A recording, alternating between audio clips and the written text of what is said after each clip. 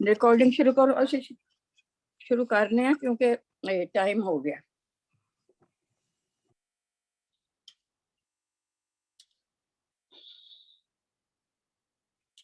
एक ओंकार सतनाम करता पुरख निरभव निर्वैर अकाल मूरत आजुनी सैभं गुर प्रसाद। जप आद सच जुगाद सच ऐपी सच नानक होसी पी सच।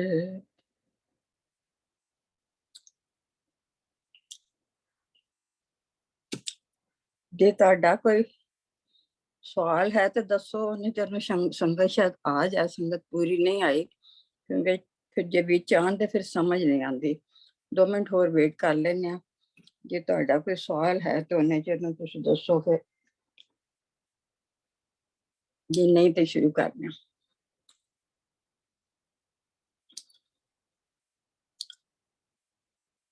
हाई डॉली नहीं आई। हाँ नहीं डॉली तो आया, ठीक है, शी इज देयर। हाँ जी, आई एम हियर जी। हाँ जी, तो जे कहो तो शुरू करिए, टाइम तो हो गया। कर दइए भैन जी, 10 मिनट हो गए, 4:10 हो गए, है ना जी। यही मैं कह रही हूँ, टाइम तो हो गया है। हाँ जी,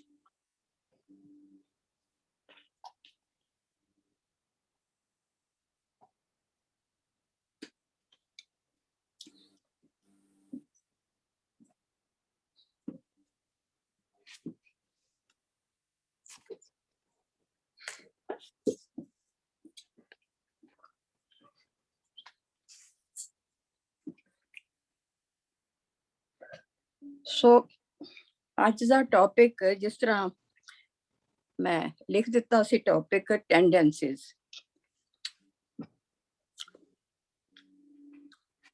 ਇਹ ਵੀ ਪਿਛਲੇ ਟੌਪਿਕਸ ਦੇ ਨਾਲ ਰਿਲੇਟਡ ਹੀ ਹੈ। ਪਿਛਲੀ ਵਾਰੀ ਅਸੀਂ ਫੀਅਰ ਤੇ ਫੀਅਰਲੈਸਨੈਸ ਕੀਤਾ ਸੀ। ਫੀਅਰ ਵੀ ਇੱਕ ਟੈਂਡੈਂਸੀ ਹੈ, ਫੀਅਰ ਇੱਕ ਵ੍ਰਿਤੀ ਹੈ। ਉਸ ਤੋਂ ਪਹਿਲਾਂ ਅਸੀਂ ਸਬਕੌਂਸ਼ੀਅਸ ਕੀਤਾ ਸੀ। ਉਹਦੇ ਵਿੱਚ ਅਸੀਂ ਦੇਖਿਆ ਸੀ ਕਿ ਇਹ ਟੈਂਡੈਂਸੀ, ਇਹ ਵ੍ਰਿਤੀਆਂ ਫਾਰਮ ਕਿਵੇਂ ਹੁੰਦੀਆਂ ਨੇ। ਸੋ ਇਨ ਅ ਵੇ ਇਹ ਸਾਰੇ ਜਿਹੜੇ ਟੌਪਿਕ ਨੇ ਇਹ ਰਿਲੇਟਡ ਹੈਗੇ ਨੇ ਇੱਕ ਦੂਸਰੇ ਨਾਲ। ਜਿਹੜਾ ਸਾਡਾ ਮਤਲਬ ਇਹ ਮੇਨ ਜਿਹੜਾ ਸਾਡਾ ਸੁਭਾਅ ਹੈ ਉਹ ਵ੍ਰਿਤੀਆਂ ਨੇ। ਸਾਡੀ ਸਾਰੀ ਸਾਧਨਾ, ਸਾਡਾ ਸਾਰਾ ਜੀਵਨ, ਸਾਡੇ ਰਿਲੇਸ਼ਨਸ਼ਿਪਸ, ਸਾਡੇ ਨੌਕਰੀ, ਸਾਡੀ ਬਿਜ਼ਨਸ, ਸਾਡੇ ਬਿਲੀਵ, ਸਾਡੀ ਇਮੋਸ਼ਨ, ਇਹ ਸਾਰੇ ਟੈਂਡੈਂਸੀ ਦੇ ਵਿੱਚ ਵ੍ਰਿਤੀਆਂ ਵਿੱਚ ਆਉਂਦੇ ਨੇ। ਵ੍ਰਿਤੀਆਂ 2 ਕਿਸਮ ਦੀਆਂ ਨੇ, ਪ੍ਰਵਿਰਤੀ ਤੇ ਨਵ੍ਰਿਤੀ। ਪ੍ਰਵਿਰਤੀਆਂ ਤੇ ਨੇ ਜਿਹੜੀਆਂ ਕਿ ਦੁਨਿਆਵੀ ਨੇ, ਜਿਨ੍ਹਾਂ ਦੇ ਵਿੱਚ ਅਸੀਂ ਦੁਨੀਆ ਦੇ ਕੰਮ ਚਲਾਉਂਦੇ ਹਾਂ ਔਰ ਜਿਸ ਤਰ੍ਹਾਂ ਵੀ ਵ੍ਰਿਤੀਆਂ ਹੁੰਦੀਆਂ ਨੇ ਅਸੀਂ ਉਹਦੇ ਨਾਲ ਚੱਲਦੇ ਜਾਂਦੇ ਹਾਂ। ਨਿਵ੍ਰਿਤੀ ਹੁੰਦੀ ਹੈ ਕਿ ਜਿਹੜੀਆਂ ਵ੍ਰਿਤੀਆਂ ਸਾਡੀਆਂ ਆਬਜੈਕਸ਼ਨੇਬਲ ਨੇ, ਜਿਹੜੀਆਂ ਨਹੀਂ ਚਾਹੀਦੀਆਂ, ਜਿਹੜੀਆਂ ਇਮੋਰਲ ਨੇ, ਜਿਹੜੀਆਂ ਸਪਿਰਿਚੁਅਲ ਨਹੀਂ, ਜਿਹੜੀਆਂ ਸਾਡੀ ਸਾਧਨਾ ਨਾਲ ਟੁਕਦੀਆਂ ਨਹੀਂ, ਉਹ ਜਿਹੜੀਆਂ ਨੇ ਉਹਨਾਂ ਤੋਂ ਨਿਵ੍ਰਿਤੀ ਪਾਣੀ ਹੈ, ਉਹਨਾਂ ਤੋਂ ਅਸੀਂ ਨਿਵ੍ਰਿਤੀ ਹੋਣਾ। ਸੋ ਅਸੀਂ ਇਹ ਸਭ ਨੂੰ, ਮੇਰੇ ਹਾਲੇ ਇਹਦੇ ਚ ਕੋਈ ਸ਼ੱਕ ਤੇ ਨਹੀਂ ਕਿ ਟੈਂਡੈਂਸੀ ਜਾਂ ਵ੍ਰਿਤੀਆਂ, ਇਹਦੇ ਤੇ ਬਹੁਤ ਲਿਖਿਆ ਗਿਆ ਹੈ ਔਰ ਬੜਾ ਇਹਨੂੰ ਇੰਪੋਰਟੈਂਸ ਦਿੱਤੀ ਗਈ ਹੈ। ਇਹਨੂੰ ਕਿਹਾ ਗਿਆ ਚਿੱਤਾ ਵ੍ਰਿਤੀ ਨਿਰੋਧਾ, ਕਿ ਚਿੱਤ ਦੀਆਂ ਜਿਹੜੀਆਂ ਵ੍ਰਿਤੀਆਂ ਸਾਰੀਆਂ ਚਿੱਤ ਦੀਆਂ ਵ੍ਰਿਤੀਆਂ ਨੇ। ਜਿਹੜੀਆਂ ਚਿੱਤ ਦੀਆਂ ਵ੍ਰਿਤੀਆਂ ਨੇ ਇਹਨਾਂ ਦਾ ਨਿਰੋਧ ਕਰਨਾ, ਇਹਨਾਂ ਨੂੰ ਡਿਜ਼ੋਲਵ ਕਰਨਾ, ਇਹਨਾਂ ਨੂੰ ਹਟਾਉਣਾ, ਇਹਨਾਂ ਵਿੱਚੋਂ ਕਿਵੇਂ ਨਿਕਲਣਾ। ਕਿਉਂਕਿ ਜਿੰਨਾ ਚਿਰ ਇਹਦੇ ਵਿੱਚੋਂ ਨਾ ਨਿਕਲਿਆ ਜਾਵੇ ਅਸੀਂ ਧਾਰਮਿਕ, ਅਸੀਂ ਸਪਿਰਿਚੁਅਲ ਹੋ ਹੀ ਨਹੀਂ ਸਕਦੇ, ਸਾਡੀ ਸਾਧਨਾ ਹੋ ਹੀ ਨਹੀਂ ਸਕਦੀ, ਭਗਤੀ ਹੋ ਹੀ ਨਹੀਂ ਸਕਦੀ। ਵ੍ਰਿਤੀਆਂ ਰਹਿਣ, ਜੇ ਅਸੀਂ ਸੋਚੀਏ ਕਿ ਅਸੀਂ ਸਾਧਨਾ ਕਰ ਰਹੇ ਹਾਂ ਤੇ ਫਿਰ ਅਸੀਂ ਆਪਣੇ ਆਪ ਨੂੰ ਧੋਖਾ ਦੇ ਰਹੇ ਹਾਂ। ਸੋ ਅਸੀਂ ਮਤਲਬ ਅਕਸਰ ਹੀ ਇਹ ਕੋਟ ਕਰ ਰਹੇ ਹਾਂ, इस मन को जन्म जन्म की मल लागी काला हुआ स्या। ਇਹ ਕਾਹਦੀ ਮਲ ਲੱਗੀ ਹੋਈ ਹੈ? ਮਲ ਤੇ ਸਾਰੀ ਵ੍ਰਿਤੀਆਂ ਦੀ ਲੱਗੀ ਹੋਈ ਹੈ। ਵ੍ਰਿਤੀਆਂ ਜਿਹੜੀਆਂ ਕਿ ਅਸੀਂ ਪਿਛਲੇ ਜਨਮਾਂ ਦੀਆਂ ਨੇ, ਉਹ ਵੀ ਸਾਡੇ ਵਿੱਚ ਨੇ, ਇਸ ਜਨਮ ਵਿੱਚ ਵੀ ਅਸੀਂ ਲਈਆਂ ਨੇ। ਸੋ ਵ੍ਰਿਤੀਆਂ ਵਿੱਚੋਂ ਕਿਵੇਂ ਨਿਕਲਿਆ ਜਾਏ? ਗੁਰਬਾਣੀ ਦੇ ਵਿੱਚ ਸਾਰੀਆਂ ਚੀਜ਼ਾਂ ਦੀ ਸੋਲੂਸ਼ਨ ਹੈ। ਔਰ ਗੁਰਬਾਣੀ ਇਸ ਚੀਜ਼ ਤੇ ਟੈਂਡੈਂਸੀ ਨੂੰ, ਵ੍ਰਿਤੀਆਂ ਨੂੰ ਹਟਾਉਣ ਵਾਸਤੇ, ਪਿਉਰੀਫਿਕੇਸ਼ਨ ਵਾਸਤੇ ਬਹੁਤ ਜ਼ੋਰ ਦਿੰਦੀ। ਗੁਰਬਾਣੀ ਕਹਿੰਦੀ ਹੈ, ਭਰੀਏ ਮਤ ਪਾਪਾਂ ਕੇ ਸੰਗ, ਉਹ ਤੋਪੇ ਨਾਮੇ ਕੇਰਾ। 19 ਪਾਪੀ ਆਖੜ ਨਾਏ। 19 ਪਾਪੀ ਕੀ ਹੈ?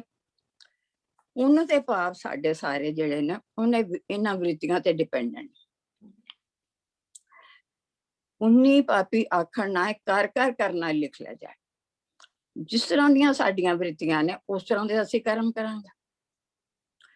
ਜਿਸ ਤਰ੍ਹਾਂ ਦਾ ਅਸੀਂ ਕਰਮ ਕਰਾਂਗੇ, ਆਪੇ ਬੀਜ ਆਪੇ ਹੀ ਖਾ।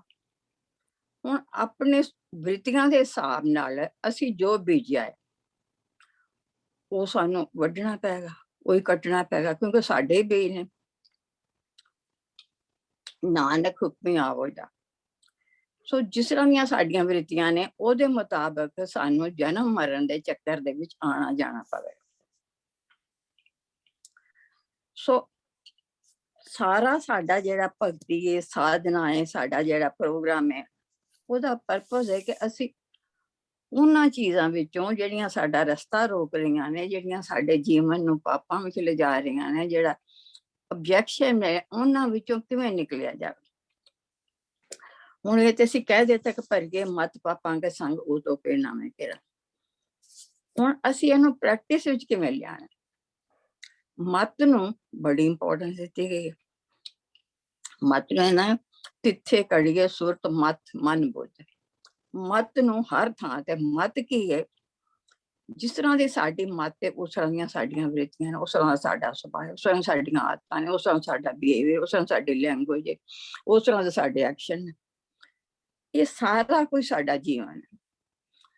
ਵ੍ਰਿਤੀਆਂ ਇੰਨੀਆਂ ਨੈਚੁਰਲ ਹੋ ਜਾਂਦੀਆਂ ਨੇ ਕਿ ਕਈ ਵਾਰੀ ਸਾਨੂੰ ਪਤਾ ਹੀ ਨਹੀਂ ਲੱਗਦਾ।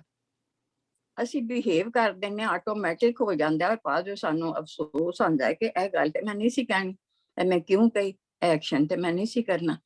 ਬਟ ਇਟਸ ਸੋ ਆਟੋਮੈਟਿਕ ਕਿ ਸਾਨੂੰ ਪਤਾ ਹੀ ਨਹੀਂ ਲੱਗਦਾ, ਹੋ ਜਾਂਦਾ। ਇਹਦੀਆਂ ਕੁਝ ਐਗਜ਼ਾਮਪਲ ਤੁਹਾਨੂੰ ਅੱਗੇ ਦਿਆਂਗੇ। ਪਰ ਇਹਨਾਂ ਨੂੰ ਹਟਾਇਆ ਕਿਵੇਂ ਜਾਏ? ਗੁਰਬਾਣੀ ਇਹਦੀ ਸੋਲੂਸ਼ਨ ਦੱਸਦੀ ਹੈ। ਗੁਰਬਾਣੀ ਕਹਿੰਦੀ ਹੈ, ਬੰਦੇ ਖੋਜ ਦਿਲ ਹਰ ਰੋਜ਼, तो फिर परेशानी में।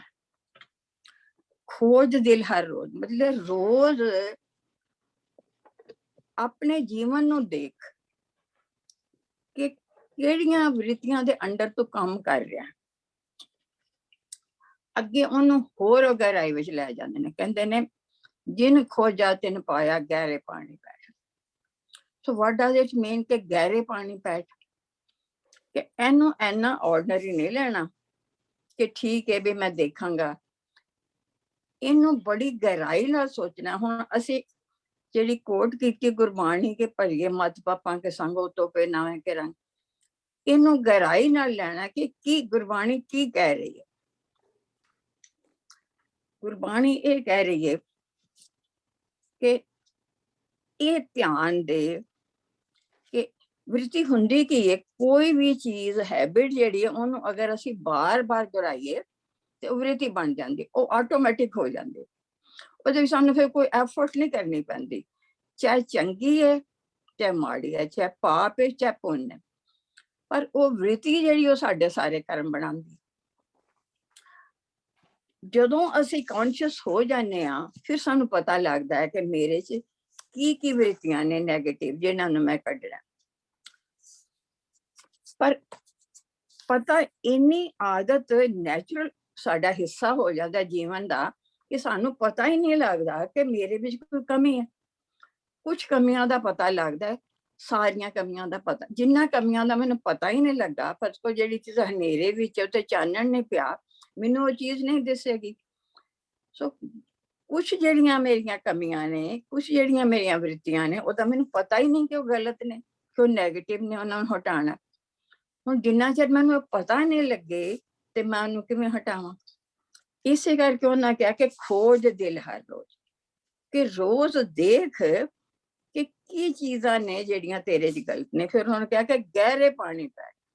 ਗਹਿਰੇ ਪਾਣੀ ਪੈਠ ਮਤਲਬ ਹੈ ਕਿ to be extremely aware, extremely aware. ਇੱਕ ਮੈਂ ਬੀੜਾ ਚੁੱਕ ਲਿਆ ਕਿ ਮੈਂ ਦੇਖਣਾ ਹੈ ਇਹ ਮੇਰਾ ਵਿਚਾਰ ਜਿਹੜਾ ਆਇਆ ਹੈ ਇਹਦੇ ਵਿੱਚ ਵ੍ਰਿਤੀ ਕਿਹੜੀ ਕੰਮ ਕਰ ਰਹੀ ਹੈ। ਹੁਣ ਮੈਂ ਇੱਕਦਮ ਫਲੇਅਰ, ਇੱਕਦਮ ਮੈਂ ਤੁਹਾਨੂੰ ਐਗਜ਼ਾਮਪਲ ਦੇਣੀ ਆ ਕਿ ਇਹ ਵ੍ਰਿਤੀਆਂ ਜਿਹੜੀਆਂ ਇਨਸਾਨ ਵਿੱਚ ਹੁੰਦੀਆਂ ਨੇ, ਐਨੀਮਲ ਵਿੱਚ ਸਿਰਫ ਇਨਸਟਿੰਕਟ ਹੁੰਦੇ ਨੇ। ਉਹਨਾਂ ਕੋਲ ਕੋਈ ਚਾਇਸ ਨਹੀਂ। ਉਹਨਾਂ ਕੋਲ ਇੱਕ ਤਰੀਕਾ ਹੈ ਜਿਹਦੇ ਨਾਲ ਉਹਨਾਂ ਨੇ ਬੈਠਣਾ ਹੈ, ਚੱਲਣਾ ਹੈ, ਖਾਣਾ ਹੈ, ਸੌਣਾ। ਉਹਨਾਂ ਦੇ ਕੋਲ ਕੋਈ ਚਾਇਸ ਨਹੀਂ ਕਿ ਉਹ ਇਸ ਤੋਂ ਅੱਗੇ ਸੋਚ ਸਕਣ। ਲੇਕਿਨ ਇਨਸਾਨ ਦੇ ਕੋਲ ਪਰਮਾਤਮਾ ਨੇ ਬੜੀ ਉੱਚੀ ਅਕਲ ਦਿੱਤੀ ਹੈ, ਬੜੀ ਉੱਚੀ ਮੱਤ ਦਿੱਤੀ ਹੈ। ਪਰਮਾਤਮਾ ਨੇ ਇਨਸਾਨ ਨੂੰ ਇੱਕ ਐਸਾ ਹੀਰਾ ਬਣਾਇਆ ਹੈ ਕਿ ਉਹ ਪਰਮਾਤਮਾ ਚਾਹੁੰਦਾ ਹੈ ਕਿ ਜੋ ਮੈਂ ਤੁਹਾਨੂੰ ਹੀਰਾ ਬਣਾਇਆ ਹੈ ਉਹ ਤੁਸੀਂ ਆਪਣੇ ਸੁਭਾਅ ਨੂੰ ਅੱਛੀ ਤਰ੍ਹਾਂ ਸਮਝ ਕੇ ਉਹਨੂੰ ਦੇਖ ਕੇ ਤੁਸੀਂ ਉਹ ਹੀਰਾ ਬਣ ਕੇ ਮੇਰੇ ਕੋਲ ਆਉਣਾ। ਜਿੰਨਾ ਤੁਸੀਂ ਹੀਰਾ ਨਹੀਂ ਬਣੋਗੇ ਮੇਰੇ ਕੋਲ ਨਹੀਂ ਆ ਸਕਦੇ। ਮੈਂ ਤੁਹਾਨੂੰ ਜਨਮ ਮਰਨ ਦੇ ਚੱਕਰ ਵਿੱਚ ਪਾਈ ਰੱਖਾਂ। ਸੋ ਕੁਝ ਮੈਂ ਤੁਹਾਨੂੰ ਐਗਜ਼ਾਮਪਲ ਦੇਵਾਂਗੇ, ਉਹ ਤੋਂ ਲੱਗੇਗਾ ਕਿ ਕਿਸ ਤਰ੍ਹਾਂ ਇਹ ਬ੍ਰਿਤੀਆਂ ਜਿਹੜੀਆਂ ਨੇ ਸਾਨੂੰ ਮਜਬੂਰ ਕਰਦੀਆਂ ਨੇ ਆਟੋਮੈਟਿਕਲੀ ਸਪੌਂਟੇਨੀਅਸ ਅਸੀਂ ਬਿਹੇਵ ਕਰਨ ਲੱਗ ਜਾਂਦੇ। ਇੱਕ ਦਿਨ ਮੈਂ ਇੱਕ ਵੀਡੀਓ ਦੇਖ ਰਹੀ ਸੀ, ਸੁਣ ਰਹੀ ਸੀ, ਕੁਝ ਗੁਰਬਾਣੀ ਦਾ ਸੀ। ਉਹਦੇ ਵਿੱਚ ਇੱਕ ਰਿਕਾਰਡਿੰਗ ਹੋ ਰਹੀ ਹੈ ਗੁਰਬਾਣੀ ਦੀ, ਸਰਦਾਰ ਜੀ ਰਿਕਾਰਡਿੰਗ ਕਰਵਾ ਰਹੇ ਨੇ। ਰਿਕਾਰਡਿੰਗ ਕਰਦਿਆਂ ਕਰਦਿਆਂ ਪਤਾ ਨਹੀਂ ਉਹਨਾਂ ਦੀ ਵਾਈਫ ਜਿਹੜੀ ਸੀ ਉਹ ਨੇੜੇ ਸੀ, ਉਹ ਕੁਝ ਬੋਲ ਰਹੀ ਸੀ ਕਿਸੇ ਮੇਡ ਦੇ ਨਾਲ, ਤੇ ਉਹਦੀ ਆਵਾਜ਼ ਜਿਹੜੀ ਹੈ ਉਹ ਇਹਨਾਂ ਤੱਕ ਪਹੁੰਚ ਗਈ। ਤੁਸੀਂ ਦੇਖੋ, out of habit, out of ਵ੍ਰਿਤੀ, ਉਹਨਾਂ ਨੇ ਰਿਕਾਰਡਿੰਗ ਦੇ ਵਿੱਚ ਹੀ ਉਹਨੂੰ ਇਹੋ ਜਿਹੇ ਸ਼ਬਦ ਬੋਲੇ which were very objectionable। ਹੁਣ ਉਹ ਰਿਕਾਰਡਿੰਗ ਹੋ ਰਹੀ ਹੈ ਪਰ ਵ੍ਰਿਤੀ ਇੰਨੀ ਸਟਰੋਂਗ ਹੈ he couldn't help। ਉਹਨੇ ਕੋਲੋਂ ਉਹ ਵਰਡ ਨਿਕਲ ਗਏ ਜਿਹੜੇ ਕਿ ਨਹੀਂ ਸੀ ਨਿਕਲਣੇ ਚਾਹੀਦੇ। ਸੋ ਸਮ ਟਾਈਮ ਸਾਨੂੰ ਇਹ ਪਤਾ ਹੁੰਦਾ ਮੇਰੇ 'ਚ ਕਮਜ਼ੋਰੀ ਹੈ ਪਰ ਮੈਂ ਰੋਕ ਨਹੀਂ ਸਕਦਾ। ਪਰ ਕਈ ਵਾਰੀ ਕੀ ਹੁੰਦਾ ਕਿ ਸਾਨੂੰ ਪਤਾ ਹੀ ਨਹੀਂ ਹੁੰਦਾ। ਮੈਂ ਬਿਹੇਵ ਕਰਨਾ ਔਰ ਮੈਂ ਆਪਣੇ ਬਿਹੇਵੀਅਰ ਨੂੰ ਜਸਟੀਫਾਈ ਕਰਨਾ ਕਿ ਮੇਰਾ ਕਸੂਰ ਨਹੀਂ, ਦੂਸਰੇ ਦਾ ਕਸੂਰ ਹੈ, ਦੂਸਰੇ ਨੇ ਕੀਤਾ ਤੇ ਮੈਂ ਰਿਐਕਟ ਕੀਤਾ।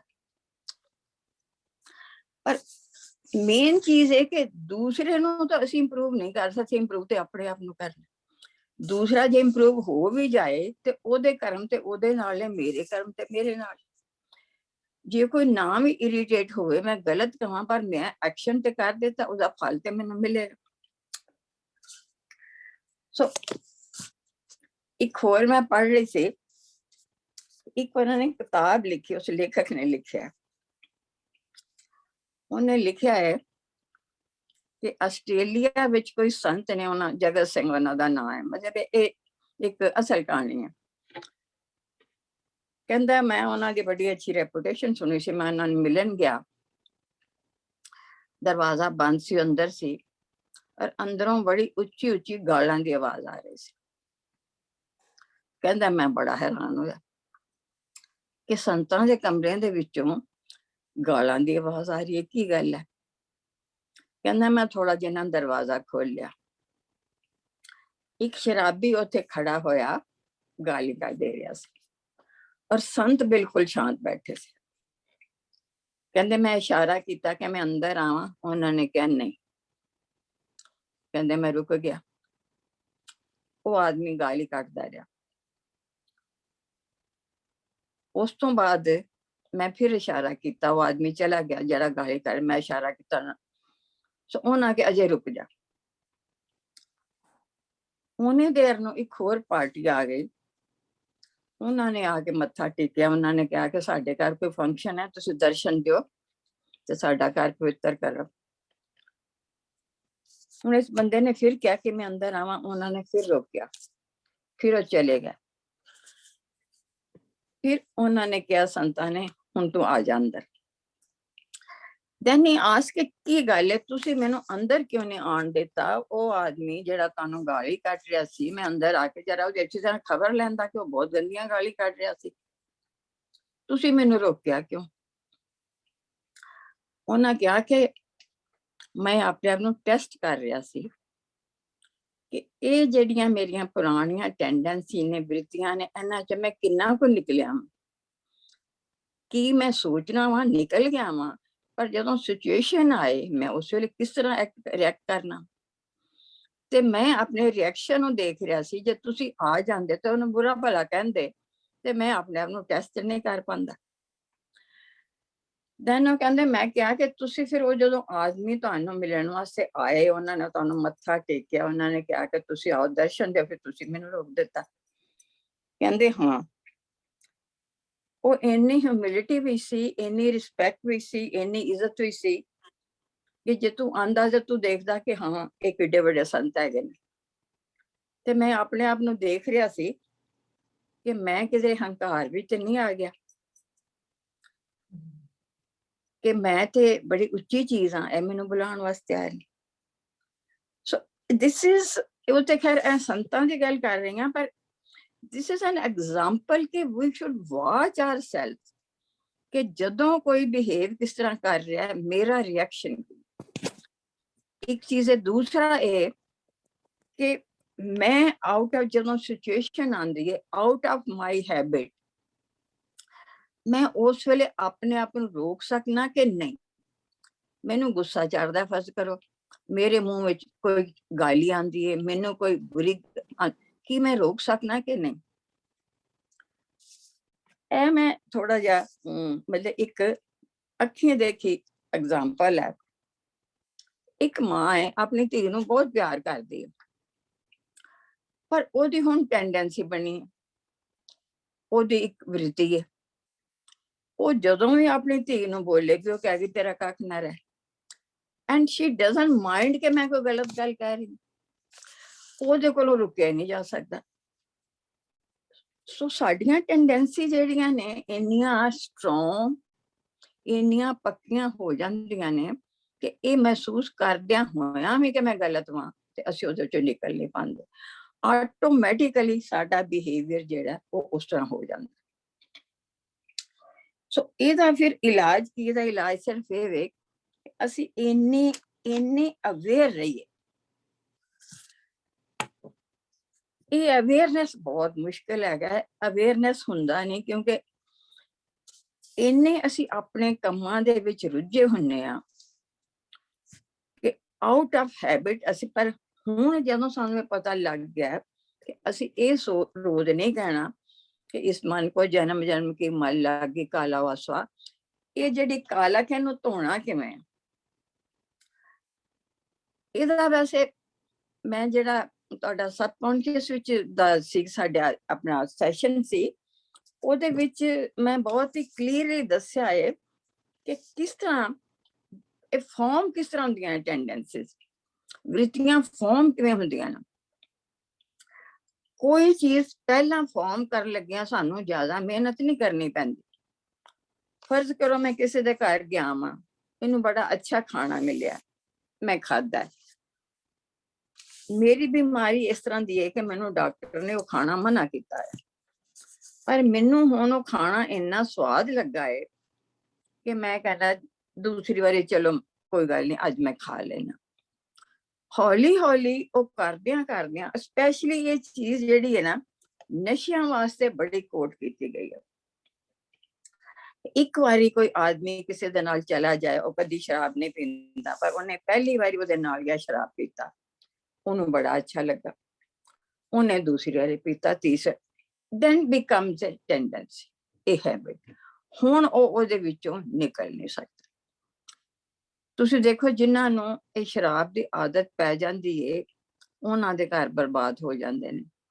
ਬਹੁਤ ਥੋੜੇ ਮੈਂ ਲੋਕੀ ਦੇਖੇ ਨੇ ਜਿਹੜੇ ਇਹਦੇ ਚੋਂ ਨਿਕਲੇ ਨੇ, ਪਰ ਉਹਦੇ ਵਿੱਚੋਂ ਨਿਕਲਣ ਲੱਗਿਆ ਕਿੰਨੀ ਮਿਹਨਤ ਕਰਨੀ ਪਈ ਏ, ਔਰ ਆਦਤ ਫਾਰਮ ਕਰਨ ਲੱਗਿਆ ਕਿੰਨੀ ਆਸਾਨੀ ਨਾਲ ਪੈ ਗਈ। ਸੋ ਹੁਣ ਅਸੀਂ ਇੰਨੇ ਤੇ ਅਵੇਅਰ ਹਾਂ, ਅਸੀਂ ਸਾਰੇ ਗੁਰਬਾਣੀ ਵਿੱਚ ਲੱਗੇ ਹਾਂ, ਅਸੀਂ ਇੰਨੇ ਤੇ ਅਵੇਅਰ ਹਾਂ ਕਿ ਅੱਗੋਂ ਅਸੀਂ ਆਦਤਾਂ ਜਿਹੜੀਆਂ ਨੇ ਉਹ ਨਾ ਫਾਰਮ ਕਰੀਏ, ਟੈਂਡੈਂਸੀ ਨਾ ਫਾਰਮ ਕਰੀਏ, ਬਟ ਪਿਛਲੀਆਂ ਨੂੰ ਕਿਵੇਂ ਤੋਤਾ ਜਾਏ, ਮੇਨ ਗੱਲ ਇਹ ਵੇ। ਕਿਉਂਕਿ ਜਿੰਨਾ ਚਿਰ ਪਿਉਰੀਫਿਕੇਸ਼ਨ ਨਹੀਂ ਹੁੰਦੀ, ਸਾਡੇ ਵਿਚਾਰ ਸ਼ੁੱਧ ਨਹੀਂ ਹੁੰਦੇ, ਸਾਡੇ ਮਤਲਬ ਇਹ ਸ਼ਬਦ ਸ਼ੁੱਧ ਨਹੀਂ ਹੁੰਦੇ, ਸਾਡੇ ਐਕਸ਼ਨ ਸ਼ੁੱਧ ਨਹੀਂ ਹੁੰਦੇ, ਤੇ ਸਾਡੀ ਸਾਧਨਾ ਅੱਗੇ ਨਹੀਂ ਵਧ ਸਕਦੀ। ਉਸ ਵਾਸਤੇ ਤਰੀਕਾ ਸਿਰਫ ਅਵੇਅਰਨੈਸ ਹੈ। ਤੁਸੀਂ ਦੇਖੋ ਕਿ ਰਾਤ ਨੂੰ ਫਰਜ਼ ਕਰੋ ਸਾਡੇ ਘਰ ਚੋਰ ਆਉਂਦੇ ਨੇ ਚੋਰੀ ਕਰਨ, ਜੇ ਤੇ ਅਸੀਂ ਜਾਗਨੇ ਆ, ਚੋਰਾਂ ਨੂੰ ਪਤਾ ਲੱਗ ਗਿਆ ਕਿ ਜਾਗਦੇ ਨੇ, ਚੋਰ ਚੋਰੀ ਨਹੀਂ ਕਰਨਗੇ, ਉਹ ਚਲੇ ਜਾਣ।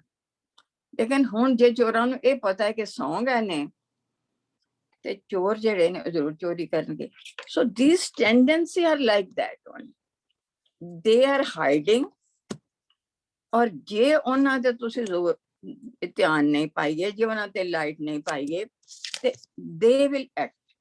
ਔਰ ਸਾਡੀ ਸਿਚੁਏਸ਼ਨ ਇੰਨੀ ਖਰਾਬ ਹੋ ਜਾਏਗੀ ਕਈ ਵਾਰੀ ਕਿ ਅਸੀਂ ਕਹਾਂਗੇ ਮੇਰੇ ਮੂੰਹ ਗੱਲ ਨਿਕਲ ਗਈ, ਨਿਕਲਣੀ ਨਹੀਂ ਸੀ ਚਾਹੀਦੀ, ਪਰ ਉਹ ਇੱਕ ਟੈਂਡੈਂਸੀ ਇੰਨੀ ਸਟਰੋਂਗ ਬਣੀ ਹੋਈ ਹੈ ਕਿ ਮੈਂ ਕੁਝ ਨਹੀਂ ਕੀਤਾ, ਲੇਕਿਨ ਆਟੋਮੈਟਿਕਲੀ ਮੇਰੇ ਮੂੰਹ ਨਿਕਲ ਗਈ ਹੈ। ਸੋ ਇਹਨਾਂ ਦੇ ਵਿੱਚੋਂ ਨਿਕਲਣ ਵਾਸਤੇ ਫਿਰ ਗੁਰਬਾਣੀ ਦਾ ਹੀ ਅਸੀਂ ਆਸਰਾ ਲੈਨੇ ਆ। ਫਿਰ ਜੀ ਕਹਿੰਦੇ ਨੇ ਜਿੰਨੀ ਕਮੀ ਨਾਏ ਗੁਣ ਤੇ ਕਮੜੇ ਵਿਸਾਰ, ਮਤ ਸ਼ਰਮਿੰਦਾ ਥੀ ਵਈ ਸਾਈਂ ਦੇ ਦਰਬਾਰ। ਇਹ ਜਦੋਂ ਅਸੀਂ ਬਾਰ-ਬਾਰ ਇਹ ਤੁਕਾਂ ਰਿਪੀਟ ਕਰਨੇ ਆ, ਤੇ ਫਿਰ ਸਾਨੂੰ ਯਾਦ ਆਉਂਦਾ ਹੈ ਕਿ ਮੈਂ ਕੀ ਕੰਮ ਕਰ ਰਿਹਾ, ਕਿਤੇ ਗਲਤ ਕੰਮ ਤੇ ਨਹੀਂ ਕਰ ਰਹੀ। ਗੁਰਬਾਣੀ ਕੀ ਕਹਿ ਰਹੀ? ਜੇ ਗੁਰਬਾਣੀ ਇਹ ਕਹਿ ਰਹੀ ਹੈ ਕਿ ਜਿਹੜਾ ਤੂੰ ਕੰਮ ਕਰ ਰਿਹਾ ਉਹਨੂੰ ਸੋਚ ਕੀ ਹੈ, ਇਹ ਨਾ ਹੋਵੇ ਕਿ ਕੱਲ ਨੂੰ ਤੈਨੂੰ ਇਹਦਾ ਜਵਾਬ ਦੇਣਾ ਪਵੇ ਔਰ ਤੈਨੂੰ ਸ਼ਰਮਿੰਦਾ ਹੋਣਾ ਪਵੇ। ਸਿਮਿਲਰਲੀ ਬਾਣੀ ਦੇ ਵਿੱਚ ਜਿਹੜੇ ਨੇ ਬਹੁਤ ਹੀ ਕੋਟਸ ਨੇ ਜਿਹੜੀਆਂ ਕਿ ਇਹ ਕਹਿੰਦੇ ਨੇ ਕਿ ਬਈ ਤੁਸੀਂ ਇਹਦੇ ਵਿੱਚੋਂ ਨਿਕਲਣਾ ਕਿਵੇਂ। ਅੰਧੇ ਇਹ ਨਾ ਆਖੀਏ ਜਿਨ ਮੁਖ ਲਾਉਣ ਨਾ ਹੈ, ਅੰਧੇ ਸਹੀ ਨਾਨਕਾ ਜੋ ਮੁੱਢੋਂ ਕੁੱਥੇ ਜਾਏ। ਸੋ ਮੁੱਢੋਂ ਕੁੱਥੇ ਮਤਲਬ ਕਿ ਜਿਹੜੀਆਂ ਸਾਡੀਆਂ ਹੈਬਿਟਸ ਨੇ, ਜਿਹੜੀਆਂ ਸਾਡੀਆਂ ਆਦਤਾਂ ਨੇ, ਉਹਦੇ ਵਿੱਚੋਂ ਅਸੀਂ ਕਿਵੇਂ ਨਿਕਲਣਾ। ਉਹਦੇ ਵਿੱਚੋਂ ਨਿਕਲਣ ਦਾ ਜਿਹੜਾ ਤਰੀਕਾ ਹੈ ਉਹ ਤੁਸੀਂ ਆਲਰੇਡੀ ਫਾਲੋ ਕਰ ਰਹੇ ਹੋ। ਉਹ ਕਬੀਰ ਜੀ ਕਹਿੰਦੇ ਨਾ, ਜਬ ਹਮ ਹੋਤੇ ਤਬ ਤੁਮ ਨਾਹੀਂ, ਅਬ ਤੁਮ ਹੀ ਹਮ ਨਾਹੀਂ। ਕਿਉਂਕਿ ਗੁਰਬਾਣੀ ਪੜਨ ਦੇ ਨਾਲ ਮਨ ਬੜਾ ਨਿਰਮਲ ਹੋ ਜਾਂਦਾ। ਮਨ ਇੰਨਾ ਨਿਰਮਲ ਹੋ ਜਾਂਦਾ ਹੈ, ਇੰਨਾ ਸ਼ੁੱਧ ਹੋ ਜਾਂਦਾ ਹੈ ਕਿ ਫਿਰ ਅੰਦਰ ਇੱਕ ਬੜਾ ਲਗਨ, ਇੱਕ ਇੰਟਰਸਟ ਹੋ ਜਾਂਦਾ ਹੈ ਕਿ ਮੈਂ ਜੇਕਰ ਅੱਗੇ ਵਧਣਾ ਤੇ ਮੈਂ ਇਹਨਾਂ ਚੀਜ਼ਾਂ ਦੇ ਵਿੱਚੋਂ, ਇਹਨਾਂ ਔਗਣਾਂ ਦੇ ਵਿੱਚੋਂ ਨਿਕਲਣਾ। ਫਿਰ ਮੇਰਾ ਧਿਆਨ ਹਰ ਵੇਲੇ ਉਹਦੇ ਤੇ ਰਹਿੰਦਾ ਹੈ ਕਿ ਮੈਂ ਆਪਣੇ ਆਪ ਨੂੰ ਹੋਰ ਪਵਿੱਤਰ, ਹੋਰ ਪਵਿੱਤਰ, ਹੋਰ ਪਵਿੱਤਰ ਬਣਾਉਣਾ ਹੈ। ਔਰ ਮੇਰੇ ਜਿਹੜੀਆਂ ਵੀਕਨੈਸਸ ਹੈਗੀਆਂ ਨੇ, ਮੈਂ ਉਹਦੇ ਤੇ ਪੂਰਾ ਜ਼ੋਰ ਦੇ ਕੇ, ਉਹ ਅਸੀਂ ਦੇਖਿਆ ਸੀ ਕਿ ਇਹ ਸਾਰੀਆਂ ਚੀਜ਼ਾਂ ਜਾਂਦੀਆਂ ਤੇ ਕੌਨਸ਼ੀਅਸ ਦੇ ਥਰੂ ਹੀ ਨੇ, ਸਬ ਕੌਨਸ਼ੀਅਸ ਵਿੱਚ, ਪਰ ਇੱਕ ਵਾਰੀ ਚੱਲੀਆਂ ਜਾਂਦੀਆਂ ਨੇ ਫਿਰ ਉਹਨਾਂ ਨੂੰ ਕੱਢਣਾ ਬੜਾ ਮੁਸ਼ਕਿਲ ਹੁੰਦਾ ਹੈ। ਜਿਹਨਾਂ ਨੂੰ ਅਸੀਂ ਬਾਰ-ਬਾਰ ਉਹੀ ਕਹਿੰਦੇ ਆ ਕਿ ਜਨਮ ਜਨਮ ਕੇ ਮਲ ਲੱਗੀ ਕਾਲਾ ਵਸਵਾ। ਕਾਲਾ ਵਸਵਾ ਦਾ ਮਤਲਬ ਕਿ ਫਿਰ ਉਹਨੂੰ ਸਾਨੂੰ ਬਹੁਤ ਮਾਂਜਣਾ ਪੈਂਦਾ, ਕਿਉਂਕਿ ਮਲ ਜਿਹੜੀ ਬਹੁਤ ਜ਼ਿਆਦਾ ਹੈਗੀ, ਵਿਚ ਮੀਨਸ ਕਿ ਸਾਨੂੰ ਉਹਦੇ ਤੇ ਮਿਹਨਤ ਜਿਹੜੀ ਹੈ ਉਹ ਬਹੁਤ ਜ਼ਿਆਦਾ ਕਰਨੀ ਪੈਂਦੀ ਹੈ। ਇਹ ਜ਼ਿਆਦਾ ਦੋ ਚੀਜ਼ਾਂ ਨੇ, ਤੇ ਇੱਕ ਤੇ ਅਗਿਆਨਤਾ, ਇੱਕ ਹਉਮੈ। ਸਭ ਤੋਂ ਵੱਡਾ ਰੋਲ ਇਹਦੇ ਵਿੱਚ ਅਗਿਆਨਤਾ ਤੇ ਜ਼ਰੂਰ ਹੈ ਹੀ, ਹੌਲੀ ਹੌਲੀ ਸਾਨੂੰ ਗਿਆਨ ਤੇ ਗੁਰਬਾਣੀ ਬਹੁਤ ਦੇ ਰਹੀ ਹੈ, ਪਰ ਜਿੱਥੇ ਬਹੁਤ ਵੱਡੀ ਰੁਕਾਵਟ ਆਉਂਦੀ ਹੈ ਉਹ ਆਉਂਦੀ ਹੈ ਹਉਮੈ ਤੇ। ਹਉਮੈ ਜਿਹੜੀ ਹੈ ਆਪਣੇ ਆਪ ਨੂੰ ਹਮੇਸ਼ਾ ਜਸਟੀਫਾਈ ਕਰਦੀ ਹੈ ਕਿ ਨਹੀਂ ਮੈਂ ਠੀਕ ਹਾਂ, ਜੋ ਮੈਂ ਕੀਤਾ, ਜਾਂ ਮੈਂ ਕਿਸੇ ਨੂੰ ਕਿਹਾ ਹੈ, ਜੋ ਮੈਂ ਐਕਸ਼ਨ ਕੀਤਾ ਮੇਰਾ ਠੀਕ ਹੈ, ਕਿਉਂਕਿ ਅਗਲੇ ਦਾ ਕਸੂਰ ਹੈ। ਇਹ ਜਿਹੜੀ ਇੱਕ ਬੜੀ ਨਾਜ਼ੁਕ ਸਥਿਤੀ ਹੈ ਜਿਹਨੂੰ ਸਾਨੂੰ ਇੱਕ ਐਗਜ਼ਾਮਿਨ ਕਰਨਾ ਬਹੁਤ ਜ਼ਰੂਰੀ ਹੈ ਕਿ ਕਿਸੇ ਥਾਂ ਤੇ ਜਵਾਬ ਦੇਣਾ ਵੀ ਜ਼ਰੂਰੀ ਹੈ, ਪਰ ਉਹ ਵੀ ਪੋਲਾਈਟਲੀ, ਹੰਬਲ ਵੇ ਨਾਲ। ਕਿਸੇ ਥਾਂ ਤੇ ਸਾਨੂੰ ਚੁੱਪ ਰਹਿਣਾ ਵੀ ਜ਼ਰੂਰੀ ਹੈ, ਕਿਉਂਕਿ ਜੇ ਮੇਰਾ ਉੱਥੇ ਕੁਝ ਵਿਗੜਦਾ ਨਹੀਂ, ਤੇ ਜੇ ਬੋਲਣ ਵਾਲਾ ਹੈਗਾ ਜਿਹੜਾ ਉਹ out of his own habit ਬੋਲ ਰਿਹਾ, ਉਹਨੂੰ ਪਤਾ ਹੀ ਨਹੀਂ ਮੈਂ ਗਲਤ ਬੋਲ ਰਿਹਾ ਕਿ ਠੀਕ, ਸੋ ਬੈਟਰ ਹੈ कि मैं चुप रहा। सो वही है ना कि कहते ने कि संत मिले कुछ सुनिए कहिए, मिले संत मस्त कर रही है। सो जिन्ना कोलों तुहानू ਇਹ ਹੈ ਕਿ ਮੈਂ ਇਹਨਾਂ ਕੋਲ ਕੁਝ ਸਿੱਖਣਾ ਨਹੀਂ, ਮੈਂ ਕੁਝ ਲੂਜ਼ ਹੀ ਕਰਨਾ ਹੈ, ਉੱਥੇ ਤੁਸੀਂ ਉਹਨਾਂ ਦੇ ਨਾਲ ਇੰਟਰੈਕਟ ਕਰਨਾ ਹੀ ਘਟਾ ਦਿਓ। ਸੋ ਥੀਸ ਆਰ, ਇਹਨੂੰ ਅੱਜ ਮੈਂ ਜ਼ਿਆਦਾ ਲੰਬਾ ਨਹੀਂ ਲਵਾਂਗੀ ਕਿਉਂਕਿ ਫਿਰ ਅਸੀਂ ਮੈਡੀਟੇਸ਼ਨ ਕਰਨੀ ਹੁੰਦੀ ਹੈ, ਫਿਰ ਲੰਬਾ ਟਾਈਮ ਹੋ ਜਾਂਦਾ ਤੇ ਫਿਰ ਮੈਡੀਟੇਸ਼ਨ ਨਾਲ ਇਨਸਾਫ। ਤੁਸੀਂ ਜੇਕਰ ਇਹਦੇ ਬਾਰੇ ਕੁਝ ਕੁਐਸਚਨ ਹੋਣ ਤੇ ਜ਼ਰੂਰ ਕਰੋ। ਐਂਡ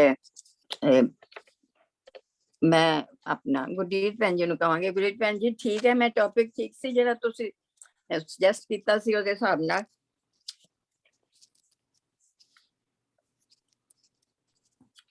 ਵਾਹਿਗੁਰੂ ਭੈਣ ਜੀ ਬਿਲਕੁਲ ਠੀਕ ਹੈ, ਬਹੁਤ ਵਧੀਆ, ਬਹੁਤ ਅੱਛਾ ਚੱਲਦਾ ਪਿਆ। ਪਰ ਨਾ ਜਿਸ ਤਰ੍ਹਾਂ ਤੁਸੀਂ ਐਕਸਪਲੇਨ ਕਰਦੇ ਪਏ ਸੀ, ਲੱਗਦਾ ਸੀ ਕਿ ਤੁਸੀਂ ਅਜੇ ਹੋਰ ਥੋੜਾ ਜਿਹਾ ਹੋਰ ਵੀ ਦੱਸ ਸਕਦੇ ਹੋ, ਤੁਸੀਂ ਵਿੱਚੋਂ ਰੋਕ ਲਿਆ।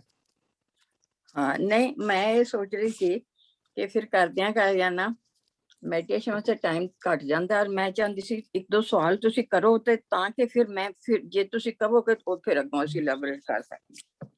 ਨਹੀਂ ਬਾਕੀ ਸੰਗਤ ਨੂੰ ਵੀ ਪੁੱਛ ਲਓ, ਸਵਾਲ ਤੇ ਕਿ ਜੇ ਅਗਰ ਕਹੋਗੇ ਤੇ ਮੇ ਵੀ ਹੋਰ ਸੰਗਤ ਕੋਲ ਵੀ ਕੋਈ ਨਾ ਕੋਈ ਸਵਾਲ ਹੋਏ, ਪਰ ਜੇ ਮੈਡੀਟੇਸ਼ਨ ਕਰਨ ਵਾਸਤੇ ਸੰਗਤ ਰੈਡੀ ਹੈ ਤੇ ਇਟਸ ਓਕੇ, ਅਸੀਂ ਅਗਲੀ ਵਾਰੀ ਵੀ ਸਵਾਲ ਕਰ ਸਕਦੇ ਹਾਂ ਜੀ।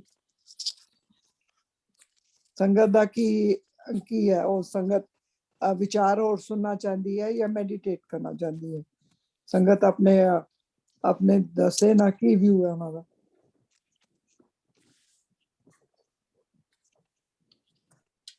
ਸੋ ਇੱਕ ਐਗਜ਼ਾਮਪਲ ਮੈਂ ਤੁਹਾਨੂੰ ਹੋਰ ਦੇਣੀ ਆ ਤਾਂ ਕਿ ਤੁਹਾਡਾ ਥੋੜਾ ਜਿਹਾ ਹੋ ਜਾਏ ਕਿ ਬਈ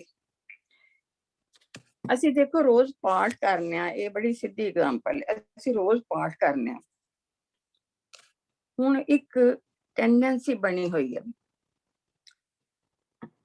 ਇੱਕ ਆਦਤ ਬਣੀ ਹੋਈ ਹੈ, ਇੱਕ ਵ੍ਰਿਤੀ ਬਣੀ ਹੋਈ ਹੈ। ਅਸੀਂ ਸਾਰਾ ਪਾਠ ਕਰ ਜਾਵਾਂਗੇ, ਪਤਾ ਹੀ ਨਹੀਂ लगेगा पाठ पूरा हो गया। ਜੇ ਵ੍ਰਿਤੀ ਨਹੀਂ ਬਣੀ ਹੋਈ ਤੇ ਜੇ ਅਸੀਂ ਪਹਿਲੇ ਦਿਨੋਂ ਹੀ ਜਿਹੜਾ ਅਸੀਂ ਪਾਠ ਕਰਨ ਲੱਗੇ ਆ ਉਹਦੇ ਅਰਥ ਦੇ ਨਾਲ ਸ਼ੁਰੂ ਕਰੀਏ, ਉਸ ਤੋਂ ਅੱਗੇ ਚੱਲੀਏ ਹੀ ਨਾ ਤੇ ਉਹ ਵ੍ਰਿਤੀ ਨਹੀਂ ਬਣੇ। ਫਿਰ ਅਸੀਂ ਜੋ ਵੀ ਤੁਕ ਪੜਾਂਗੇ, ਜੋ ਵੀ ਸ਼ਬਦ ਪੜਾਂਗੇ, ਜੋ ਵੀ ਸੁਣਾਂਗੇ, ਉਹਦੇ ਨਾਲ ਅਸੀਂ ਇੱਕ ਸ਼ਬਦ ਦੇ ਨਾਲ ਅਸੀਂ ਜੁੜਾਂਗੇ ਔਰ ਉਹਦਾ ਇਫੈਕਟ ਇੰਨਾ ਸਟਰੋਂਗ ਹੁੰਦਾ ਹੈ ਕਿ ਮਤਲਬ ਮੈਂ ਤੁਹਾਨੂੰ ਦੱਸ ਨਹੀਂ ਸਕਦੀ ਕਿ ਉਹਦਾ ਅਸਰ ਕੀ ਹੁੰਦਾ। ਫਿਰ ਅਸੀਂ ਉਸ ਟੈਂਡੈਂਸੀ ਤੋਂ ਬਾਹਰ ਨਹੀਂ ਆ ਸਕਦੇ।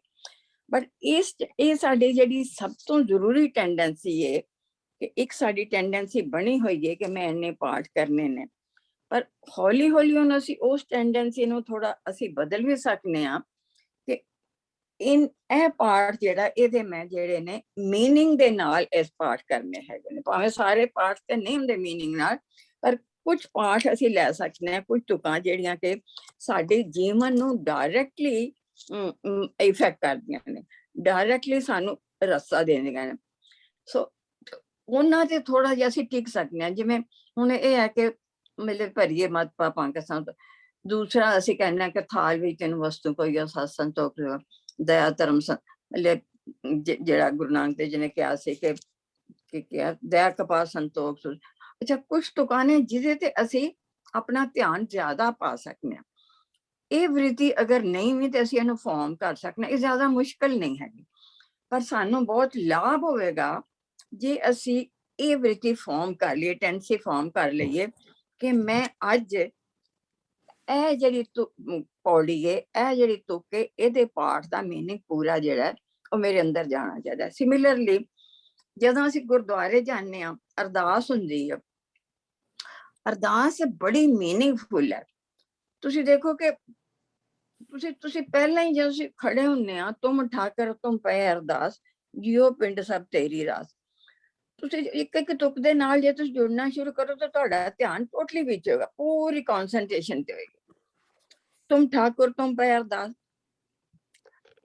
ਤੂੰ ਠਾਕੁਰ ਹੈ, ਤੂੰ ਗੁਰੂ ਹੈ, ਤੇਰੇ ਅੱਗੇ ਮੇਰੀ ਕੀ ਅਰਦਾਸ ਹੈ? ਅਰਦਾਸ ਹੈ ਕਿ ਜਿਉ ਪਿੰਡ ਸਭ ਤੇਰੀ ਰਾਸ ਕੇ ਇਹ ਸਾਰਾ ਜੋ ਤੇਰਾ ਸਾਰਾ ਹੈ, ਇਹ ਤੇਰੀ ਰਾਸ ਹੈ, ਇਹ ਤੇਰੀ ਪੂੰਜੀ ਹੈਗੀ ਹੈ। ਤੂੰ ਮਾਤ ਪਿਤਾ ਹਮ ਬਾਰਕ ਤੇਰੇ। ਹੁਣ ਇਹਦੇ ਵਿੱਚ ਸਾਨੂੰ ਇੱਕ ਬੜੀ ਪ੍ਰੋਟੈਕਸ਼ਨ ਮਿਲਦੀ ਹੈ ਕਿ ਤੂੰ ਮੇਰਾ, ਜਿਹਦਾ ਮਾਤ ਪਿਤਾ ਤੇ ਕਿੰਨਾ ਮਾਣ ਹੁੰਦਾ ਕਿ ਮਾਤ ਪਿਤਾ ਕੋਲ ਹੋਣ ਤੇ ਅਸੀਂ ਕਦੀ ਘਬਰਾਉਂਦੇ ਹੀ ਨਹੀਂ ਕਿ ਉਹਦੀ ਜ਼ਿੰਮੇਵਾਰੀ, ਮਾਤ ਪਿਤਾ ਦੀ ਜ਼ਿੰਮੇਵਾਰੀ, ਬੱਚਿਆਂ ਨੂੰ ਮਾਤ ਪਿਤਾ ਦੀ ਜ਼ਿੰਮੇਵਾਰੀ। ਤੇ ਜੇ ਤੂੰ ਮੇਰਾ ਮਾਤ ਪਿਤਾ ਹੈ, ਅਸੀਂ ਤੇਰੇ ਬੱਚੇ ਆ, ਤੇ ਫਿਰ ਮੈਨੂੰ ਚਿੰਤਾ ਕਰਦੀ ਆ। ਤੂੰ ਮੇਰੀ ਕਿਰਪਾ ਮੈਂ ਸੁਖ ਕਨੇਰੇ। ਹੁਣ ਫਿਰ ਸਾਨੂੰ ਯਾਦ ਆਏਗਾ ਤੇ ਕਿੰਨੀ ਕਿਰਪਾ ਹੈ ਉਹਦੀ। ਅਸੀਂ ਗੁਰਦੁਆਰੇ ਆਏ ਆ, ਅਸੀਂ ਸੁਣ ਰਹੇ ਹਾਂ, ਸਾਡੇ ਅੰਦਰ ਜਾ ਰਹੀ ਹੈ, ਸਾਡੇ ਤੇ ਅਸਰ ਹੋ ਰਿਹਾ, ਅਸੀਂ ਬਦਲ ਰਹੇ ਹਾਂ।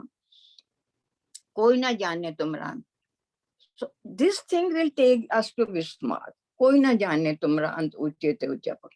ਤੇਰਾ ਤੂੰ ਅਨੰਤ ਹੈ, ਤੇਰਾ ਅੰਤ ਨਹੀਂ ਪਾਇਆ ਜਾ ਸਕਦਾ।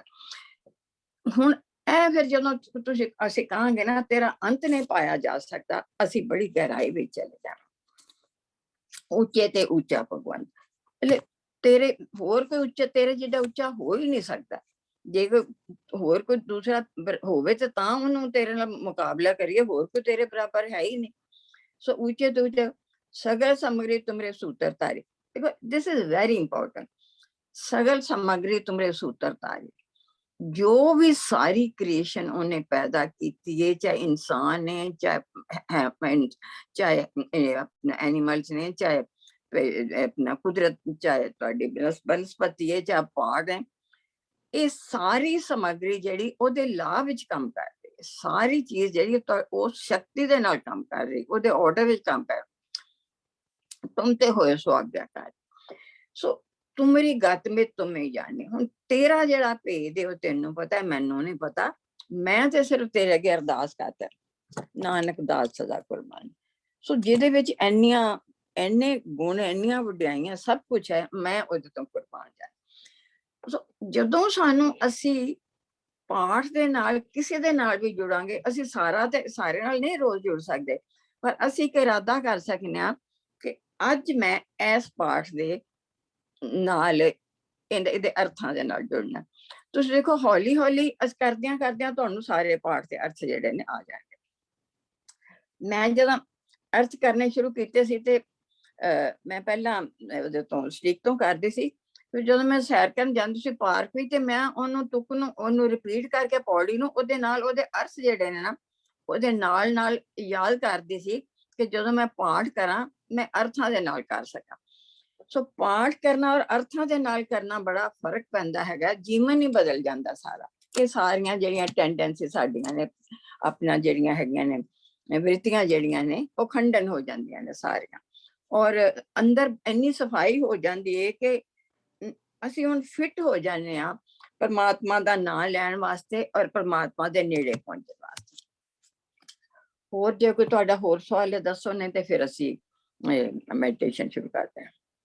ਹਾਂਜੀ, ਨਹੀਂ ਬਿਲਕੁਲ ਸਹੀ ਤੁਸੀਂ ਕਿਹਾ ਕਿ ਵੀ ਅਰਥਾਂ ਦੇ ਨਾਲ ਜਿਸ ਵੇਲੇ ਬੰਦਾ ਸ਼ੁਰੂ ਕਰਦਾ ਹੈ ਔਰ ਫਿਰ ਜਿਸ ਵੇਲੇ ਫਿਰ ਦੁਬਾਰਾ ਪਾਠ ਕਰਦਾ ਹੈ ਤੇ ਉਹਦਾ ਬਹੁਤ ਫਰਕ ਪੈ ਜਾਂਦਾ ਹੈ, ਬਹੁਤ ਜ਼ਿਆਦਾ। ਹਾਂਜੀ, ਸਾਨੂੰ ਸਮਝ ਆਉਣ ਲੱਗ ਪੈਂਦੀ ਹੈ ਕਿ ਇਸ ਵਰਡ ਦਾ ਮੀਨਿੰਗ ਹੈ ਔਰ ਇਸ ਨੂੰ ਸਮਝ ਕੇ ਕਰਨਾ ਹੈ ਕਿ ਵੀ ਮੈਂ ਕੀ ਬੋਲ ਰਹੀ ਹਾਂ, ਕਿ ਮੈਂ ਠੀਕ ਉਹਦਾ ਉਚਾਰਨ ਕੀਤਾ ਔਰ ਉਹਦਾ ਮਤਲਬ ਸਹੀ ਨਿਕਲਿਆ ਜੋ ਮੈਂ ਪੜ੍ਹ ਕੇ ਆਈ ਹਾਂ, ਉਹਦਾ ਅਰਥ। ਬਹੁਤ ਫਰਕ ਪੈਂਦਾ ਭੈਣ ਜੀ, ਦੈਟਸ ਟਰੂ 100%। ਔਰ ਇਹ ਬਹੁਤ ਹੀ ਵਧੀਆ ਉਪਰਾਲਾ ਹੈਗਾ ਬਾਣੀ ਨੂੰ ਸਮਝਣਾ ਔਰ ਫਿਰ ਉਸਨੂੰ ਸੋਚ ਕੇ ਪੜ੍ਹਨਾ। ਬਿਲਕੁਲ ਭੈਣ ਜੀ, ਬਿਲਕੁਲ ਤੁਸੀਂ ਠੀਕ ਕਿਹਾ। ਹਾਂਜੀ, ਹੋਰ ਡਾਲੀ ਜੀ ਤੁਸੀਂ?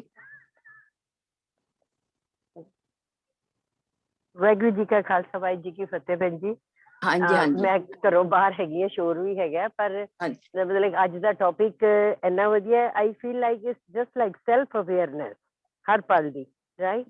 ਬਿਲਕੁਲ ਬਿਲਕੁਲ।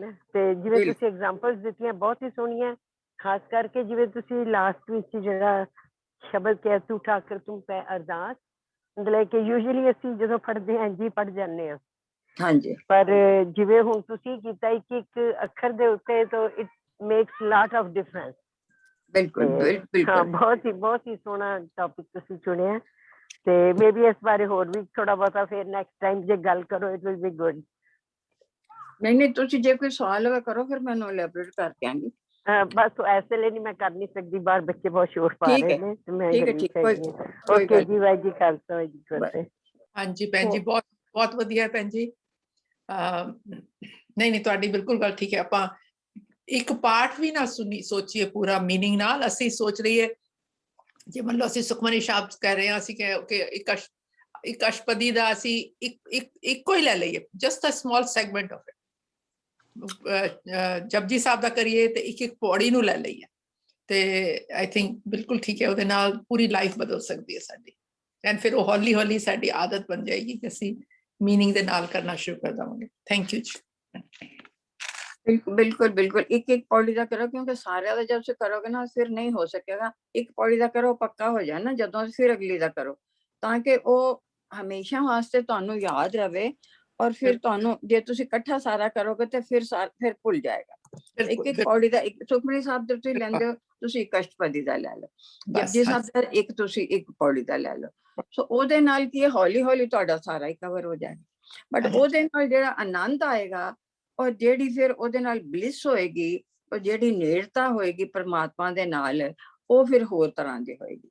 ਉਹ ਬਿਲਕੁਲ ਇੰਨੀ ਫਰਕ ਹੋਏਗੀ ਕਿ ਤੁਹਾਨੂੰ ਤੁਸੀਂ ਇੰਨੇ ਆਨੰਦ ਵਿੱਚ ਰਹੋਗੇ ਕਿ ਉਹ ਚੀਜ਼ਾਂ ਤੁਹਾਡੇ ਅੰਦਰ ਜਿਹੜੀਆਂ ਨੇ ਨਾ ਉਹ ਵਰਤਣੀਆਂ ਸ਼ੁਰੂ ਹੋ ਜਾਣੀਆਂ ਨਾ, ਉਹ ਸ਼ਬਦ ਫਿਰ ਗੂੰਜਣੇ ਸ਼ੁਰੂ ਹੋ ਜਾਂਦੇ ਨੇ। ਉਹਦੇ ਵਿੱਚ ਹੀ ਫਿਰ ਅਸੀਂ ਸਾਰਾ ਵਕਤ ਜਿਹੜਾ ਅਸੀਂ ਰਹਿੰਦੇ ਹਾਂ। ਹਾਂਜੀ ਹਾਂਜੀ, ਥੈਂਕ ਯੂ। ਹੋਰ ਕਿਸੇ ਦਾ ਸਵਾਲ ਦੱਸੋ, ਨਹੀਂ ਤੇ ਫਿਰ ਅਸੀਂ ਸ਼ੁਰੂ ਕਰਦੇ ਹਾਂ। ਨਾਲੇ ਕਈ ਵਾਰੀ ਆਪਾਂ ਸੋਚ ਰਹੇ ਹੁੰਦੇ ਆ ਕਿ ਹਾਂਜੀ ਇਹ ਚੀਜ਼ ਇਸ ਤਰ੍ਹਾਂ ਹੈਗਾ, ਤੇ ਉਹੀ ਤੋਂ ਉਹਦੇ ਤੋਂ ਸਾਰੀ ਸਮਝ ਆ ਜਾਂਦੀ ਹੈ ਵੀ ਹਾਂਜੀ ਇਹ ਇਸ ਤਰ੍ਹਾਂ ਹੈਗਾ, ਹੋ ਰਿਹਾ ਹੈ। ਸ਼ਬਦ ਦੀ ਕਾਫੀ ਮੀਨਿੰਗ ਪੜਨ ਦੇ ਨਾਲ ਕਾਫੀ ਕੁਝ ਤੁਹਾਡੇ ਅੰਦਰ ਜਾਂਦਾ ਹੈ। ਬਿਲਕੁਲ ਐਕਚੁਅਲੀ ਤੇ ਸ਼ਬਦ ਸੁਰ ਦਾ ਮੇਲ ਤੇ ਇਹੀ ਕਹਿੰਦਾ ਹੈਗਾ। ਹਾਂਜੀ ਸ਼ਬਦ ਸੁਰ ਦੇ ਮੇਲ ਦਾ ਮਤਲਬ ਹੀ ਇਹ ਹੈਗਾ। ਵਾਹਿਗੁਰੂ ਵਾਹਿਗੁਰੂ। ਹੁਣ ਅਸੀਂ ਫਿਰ ਮੈਡੀਟੇਸ਼ਨ ਸਟਾਰਟ ਕਰਨੇ ਆ। ਔਰ ਮੈਂ ਜਦੋਂ ਲਾਸਟ ਵਰਡ ਬੋਲਾਂਗੇ ਉਸ ਤੋਂ ਬਾਅਦ ਅਸੀਂ ਸਟਾਪ ਕਰ ਦਿਆਂਗੇ ਰਿਕਾਰਡਿੰਗ। ਪਰ ਤੁਸੀਂ ਬੈਠ ਸਕਦੇ ਹੋ ਜਿੰਨਾ ਚਿਰ ਬੈਠਣਾ ਚਾਹੋ, ਜਿੰਨਾ ਚਿਰ ਬੈਠਣਾ ਚਾਹੋ ਬੈਠੋ ਤੁਸੀਂ। ਇਹ ਜ਼ਰੂਰੀ ਨਹੀਂ ਕਿ ਰਿਕਾਰਡਿੰਗ ਖਤਮ ਹੋ ਜਾਏ ਤੁਸੀਂ ਉੱਠ ਜਾਓ, ਕਿਉਂਕਿ ਕਈ ਵਾਰੀ ਅਸੀਂ ਇਸ ਤਰ੍ਹਾਂ ਦੇ ਮਤਲਬ ਅੰਦਰ ਚਲੇ ਜਾਂਦੇ ਹਾਂ, ਨਹੀਂ ਗਹਿਰਾਈ ਵਿੱਚ ਚਲੇ ਜਾਂਦੇ ਹਾਂ ਕਿ ਉੱਠਣ ਨੂੰ ਮਨ ਨਹੀਂ ਕਰਦਾ। ਉੱਠਣਾ ਨਹੀਂ ਹੈਗਾ, ਜਿੰਨਾ ਚਿਰ ਤੁਸੀਂ ਬੈਠਣਾ ਚਾਹੋ ਬੈਠੋ। ਠੀਕ ਹੈ, ਕਿਉਂ ਡੋਲੀ ਜੀ? ਹਾਂਜੀ ਭੈਣ ਜੀ, ਬਿਲਕੁਲ ਠੀਕ ਹੈ, ਬਿਲਕੁਲ। ਜੇਕਰ ਤੁਹਾਨੂੰ ਮਤਲਬ ਆਨੰਦ ਮਿਲ ਰਿਹਾ ਹੈਗਾ ਤੇ ਤੁਸੀਂ ਬੈਠ ਸਕਦੇ ਹੋ। ਤੁਸੀਂ ਬੈਠ ਸਕਦੇ ਹੋ, ਬਿਲਕੁਲ। Thank you. ਸੋ ਠੀਕ ਹੈ, ਹੁਣ ਅਸੀਂ ਸ਼ੁਰੂ ਕਰਨੇ ਆ।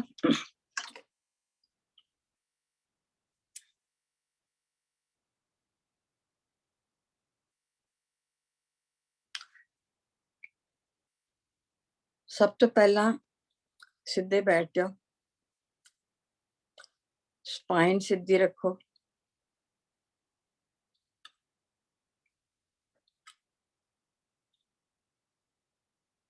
ਪੂਰੇ ਰਿਲੈਕਸੇਸ਼ਨ ਵਿੱਚ ਹੋ ਜਾਓ। ਕੁਰਸੀ ਤੇ ਬੈਠੇ ਹੋ ਤਾਂ ਵੀ ਠੀਕ ਹੈ, ਬੈੱਡ ਤੇ ਨਹੀਂ ਬੈਠਣਾ, ਕੁਰਸੀ ਤੇ ਬੈਠਣਾ ਜਾਂ ਫਿਰ ਚੌਂਕ ਨੀਚੇ ਬੈਠਣਾ। ਸਭ ਤੋਂ ਜ਼ਰੂਰੀ ਰਿਲੈਕਸੇਸ਼ਨ ਹੁੰਦੀ ਹੈ। ਜੇ ਰਿਲੈਕਸੇਸ਼ਨ ਨਹੀਂ ਹੋਏ ਤੇ ਫਿਰ ਸੁਰਤ ਵਿੱਚ ਲੱਗਦੀ ਨਹੀਂ ਹੈਗੀ, ਧਿਆਨ ਨਹੀਂ ਵਿੱਚ ਲੱਗਦਾ, ਡਿਸਟਰਬੈਂਸ ਹੁੰਦੀ ਰਹਿੰਦੀ ਹੈ। ਰਿਲੈਕਸੇਸ਼ਨ ਪੂਰੀ ਹੋਣੀ ਚਾਹੀਦੀ ਹੈ, ਜਿਹੜੀ ਸੀਟ ਹੈ ਪੂਰੀ ਕੰਫਰਟੇਬਲ ਹੋਣੀ ਚਾਹੀਦੀ ਹੈ। ਸੋ ਹੁਣ ਅਸੀਂ ਰਿਲੈਕਸੇਸ਼ਨ ਜਿਹੜੀ ਹੈ ਉਹ ਕਰਾਂਗੇ। ਰਿਲੈਕਸ,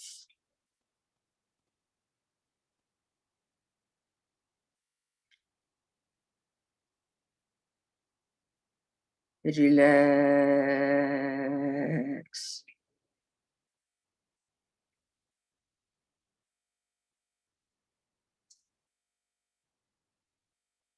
ਰਿਲੈਕਸ,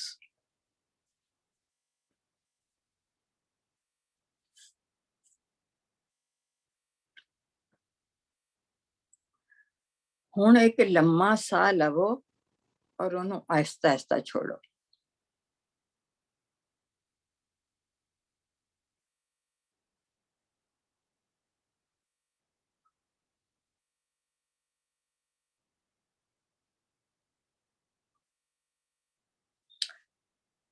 ਇੱਕ ਹੋਰ ਲੰਮਾ ਸਾਹ ਲਵੋ ਤੇ ਐਕਸੇਲ ਕਰੋ।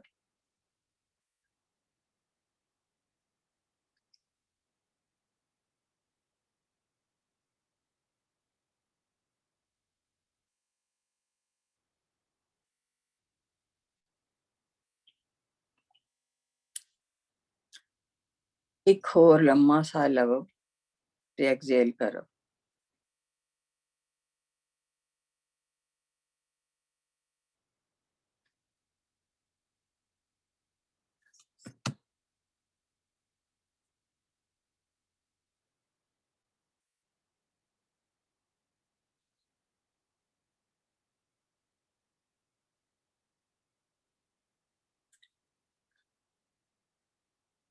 ਹੁਣ ਪੂਰੀ ਤਰ੍ਹਾਂ ਰਿਲੈਕਸ ਹੋ ਜਾਓ। ਸਾਹ ਜਿਹੜਾ ਹੈ ਹੁਣ ਲੰਬਾ ਨਹੀਂ ਲੈਣਾ। ਹੁਣ ਸਾਹ ਬਲਕਿ ਛੋਟਾ ਕਰਨ ਦੀ ਕੋਸ਼ਿਸ਼ ਕਰੋ ਤਾਂ ਕਿ ਧਿਆਨ ਜਿਹੜਾ ਹੈ ਉਹ ਅੰਦਰ ਚਲਾ ਜਾਏ।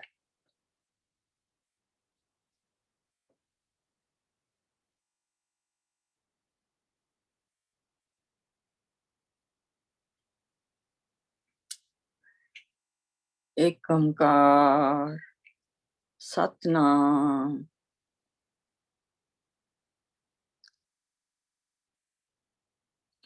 ਇੱਕ ਓੰਕਾਰ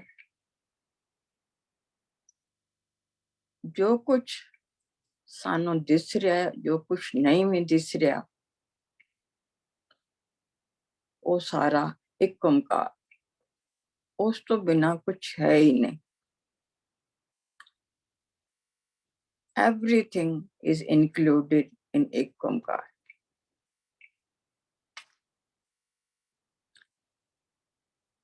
ਇੱਕ ਘਾਹ ਦਾ ਤਿਨਕਾ ਵੀ ਉਹਦੇ ਤੋਂ ਬਿਨਾ ਨਹੀਂ।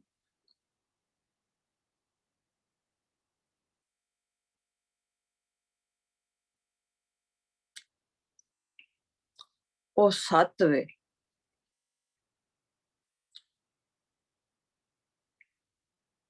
ਇਹ ਉਹਦਾ ਪਰਾਪੁਰ ਬੁਲਾਣਾ ਹੈ। ਉਹ ਸੱਚ ਵੇ।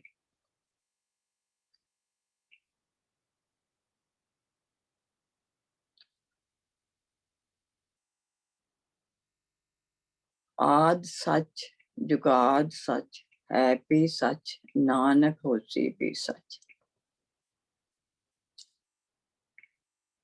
ਜੋ ਹਮੇਸ਼ਾ ਵਾਸਤੇ ਰਹਿੰਦਾ ਹੈ।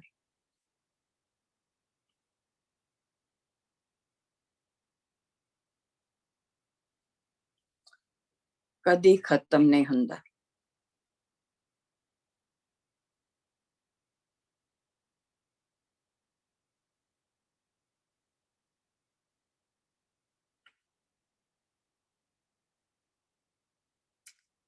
ਯੁੱਗ ਬਦਲਦੇ ਨੇ ਪਰ ਉਹ ਕਦੀ ਨਹੀਂ ਬਦਲਦਾ।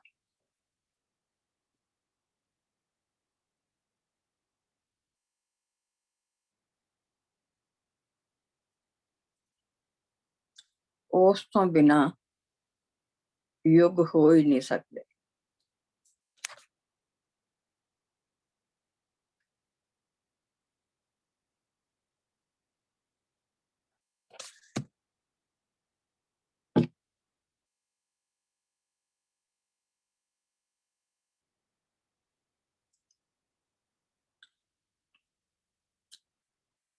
ਮਨੁੱਖੀ ਜੀਵਨ ਦਾ ਮੰਤਵ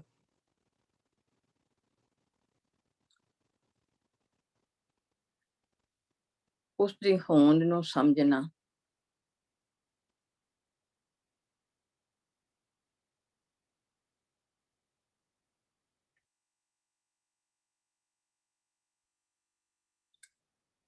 ਉਸਦੇ ਗੁਣਾਂ ਨੂੰ ਸਮਝਣਾ,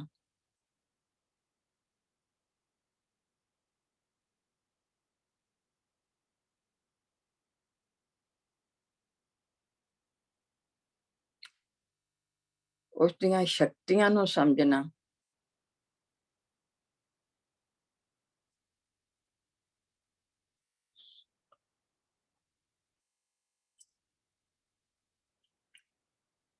ਉਸਦੇ ਕਾਨੂੰਨ ਨੂੰ ਸਮਝਣਾ,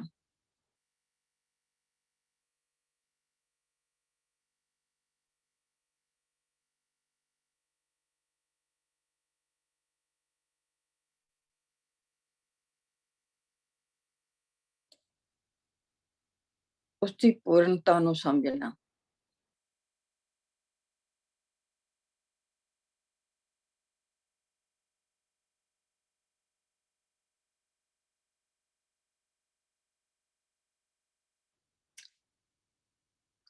ਇੰਨੇ ਵੱਡੇ ਸੰਸਾਰ ਨੂੰ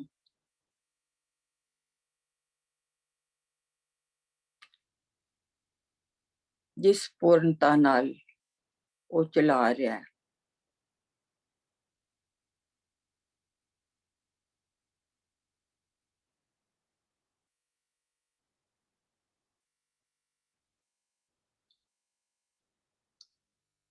ਉਹ ਇਨਸਾਨੀ ਸੋਚ ਤੋਂ ਬਾਹਰ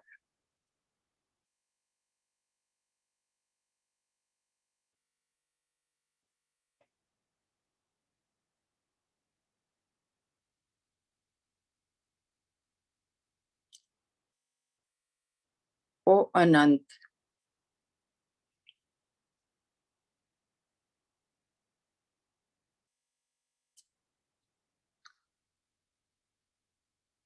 ਉਸਦਾ ਕੋਈ ਹੱਦ ਬੰਨਾ ਨਹੀਂ।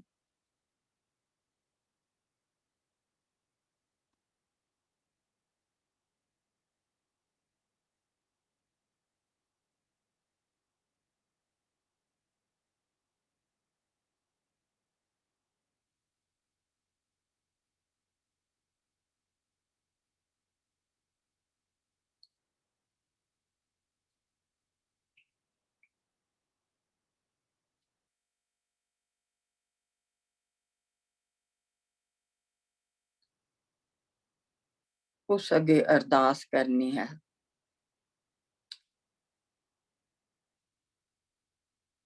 ਉਹ ਅਰਦਾਸ ਸੁਣਦਾ ਹੈ।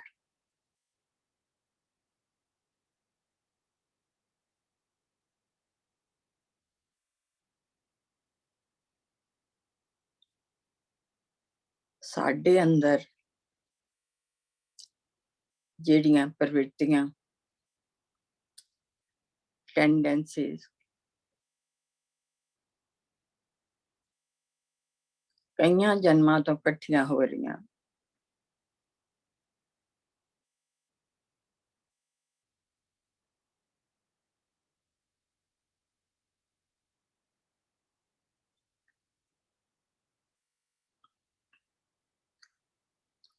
ਤੇਰੇ ਕੋਲ ਜਾਣ ਦੀ ਨੇੜਤਾ ਨੂੰ ਰੋਕ ਰਹੀਆਂ।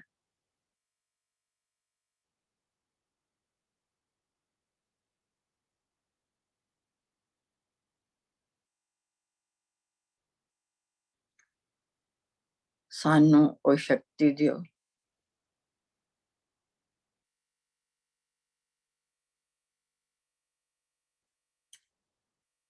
ਸਾਨੂੰ ਉਹ ਗਿਆਨ ਦਿਓ,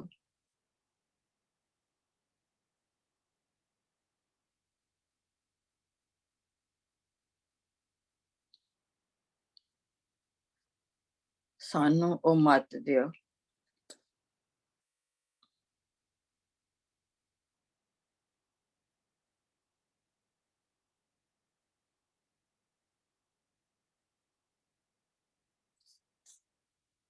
ਅਸੀਂ ਉਹਨਾਂ ਕਮਜ਼ੋਰੀਆਂ ਤੋਂ ਨਿਕਲ ਕੇ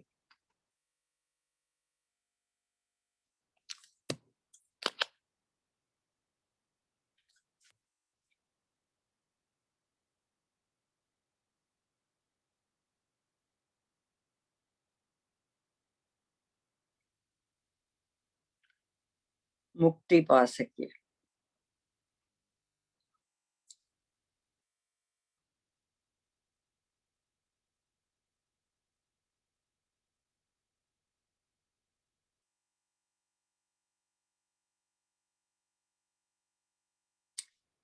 ਸਭ ਕੁਛ ਤੇਰੇ ਵਸ, ਅਗਮ ਅਗੋਚਰਾ,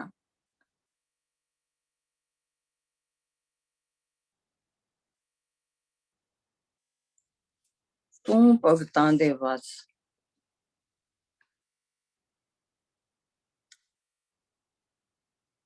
ਭਗਤਾਂ ਤਾਣ ਤੇਰਾ।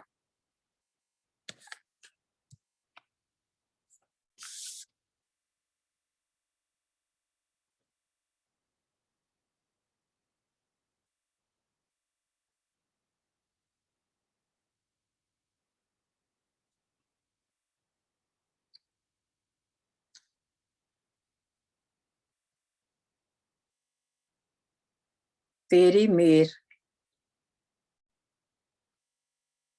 ਤੇਰੀ ਕਿਰਪਾ ਨਾਲ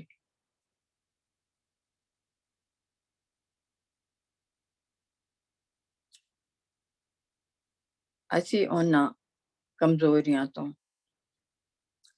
ਵਾਸਨਾਵਾਂ ਤੋਂ, ਵ੍ਰਿਤੀਆਂ ਤੋਂ ਬਾਹਰ ਨਿਕਲ ਸਕੀਏ।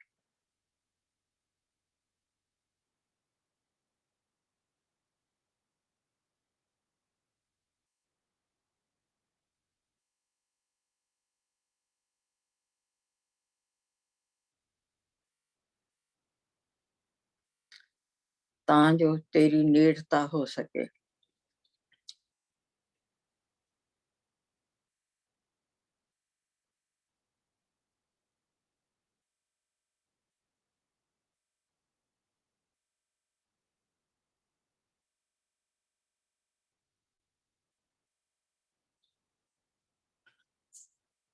ਅਸੀਂ ਬਲਹੀਨ ਹਾਂ,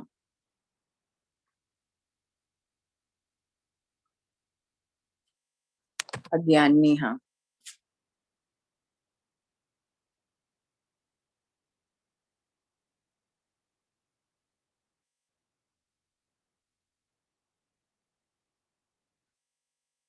ਤੁਸੀਂ ਕਿਰਪਾ ਦੇ ਸਾਗਰ ਹੋ।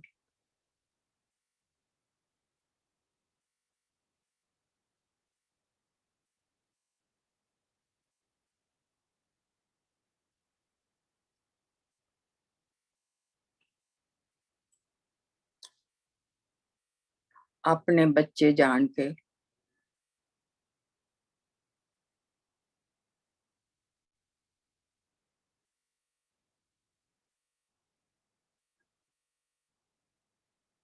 ਮੇਰ ਭਰਿਆ ਹੱਥ ਰੱਖੋ।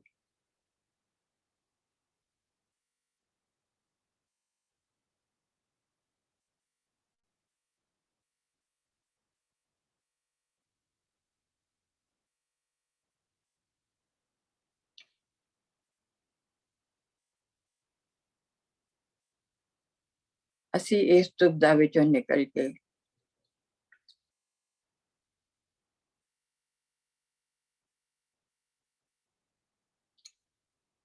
ਸਚਾਈ ਦੇ ਰਸਤੇ ਤੇ ਚੱਲ ਸਕੀਏ।